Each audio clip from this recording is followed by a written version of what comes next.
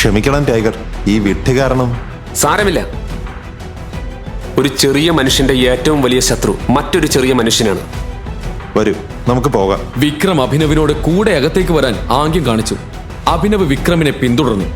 ബൽറാം തന്റെ ഭാരമേറിയ കാൽവെപ്പുകളോടെ തന്റെ പിന്നാലെ വരുന്നത് അവൻ അറിയാമായിരുന്നു. കുറച്ചു കഴിഞ്ഞപ്പോൾ അവർ ഹോട്ടലിലെ ഒരു ആഡംബര മുറിയുടെ പുറത്തെത്തി.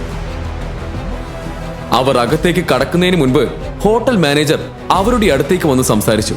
Good evening sir, welcome. Sir, നിങ്ങൾക്കെല്ലാവർക്കും എന്തെങ്കിലും ഡ്രിങ്ക്സ് കൊണ്ടുവരട്ടെ? ഒരു കാര്യം ചെയ്യും, ഇവിടുത്തെ വില കൂടിയ എല്ലാ മദ്യങ്ങളുടെയും ഒരു ലിസ്റ്റ് കൊണ്ടുവരും. Sure sir.